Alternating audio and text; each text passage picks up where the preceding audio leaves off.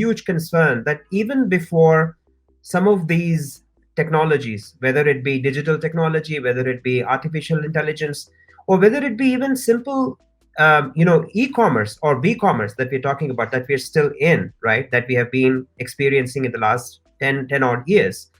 Um, the concern is data privacy, right? And many of these can become no starters very easily if we are not able to resolve this issue of data from the from the perspective of privacy, security, ownership. um, is there any initiative from the USISPF's perspective that you are developing that might enable a cohesive idea of data, how data should be treated, whether it be from an individual standpoint, whether it be from an enterprise's standpoint, whether it be from a governmental standpoint? How should data be treated, and who should have the ownership?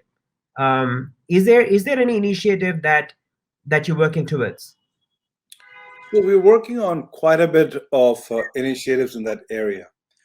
You have to understand technology always leads, is a disruptor, and policy follows.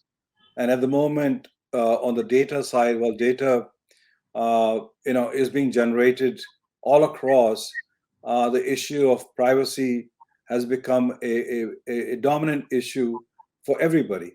And the question you have to ask is, who owns the data?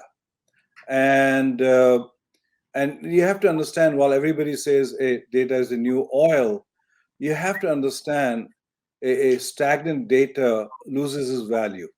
If once you balkanize the data, its validity is gone.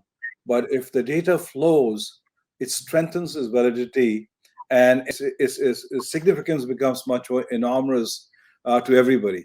So I think we have to find a balance that you don't balkanize the data, but at the same time you're able to leverage that. So there are multiple questions we need to address. One is, who is the owner of data? In our belief that individual has a right to his or her own data. You are the owner of that data, and any usage of that needs to have permission.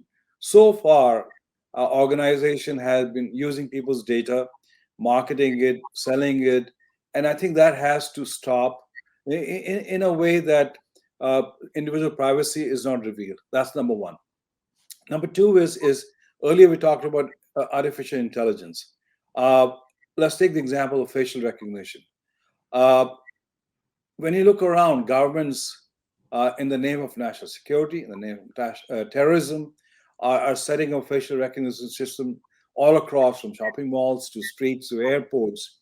And the question really becomes is they can monitor you, where you are, not only just with the facial recognition system, but from your mobile phone, your movement.